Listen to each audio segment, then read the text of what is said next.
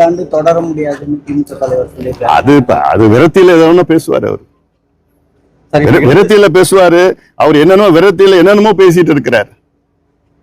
அவர் மக்கள் சரியான முடிவு எடுக்கல, இளைஞர்கள் இப்படி எடுக்கல. மக்கள் என்ன முடிவு எடுத்திருக்கிறாங்க, மக்கள் தீர்ப்பை நாம் மதிக்க வேண்டும். அலட்சியப்படுத்தக்கூடாது, உதாசீனப்படுத்தக்கூடாது.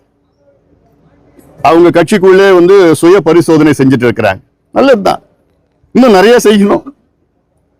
இப்போ முன்னாள் முதலமைச்சர் ஸ்டாலின் அவர்கள் ஏதோ கூட்டத்தில் பேசினாரு.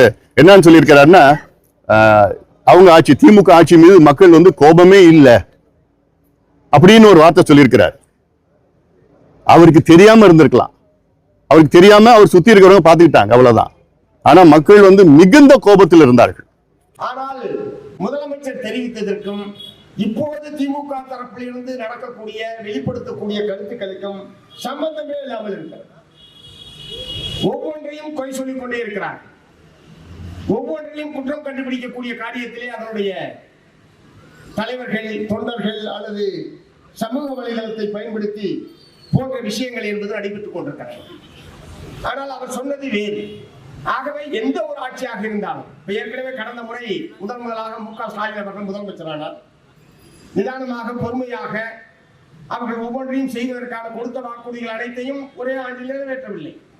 5வது ஆண்டில் தான் அதிகமான வாக்குறுதிகள் நிறைவேற்றப்பட்டது.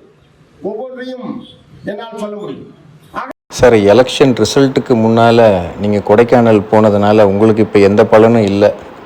இப்போ நீங்கள் விரக்தியின் உச்சத்தில் இருக்கிறீங்க. இப்போ கொடைக்கானல் போனீங்கன்னா உங்களை கொஞ்சம் கூல் பண்ணிக்கலாம்.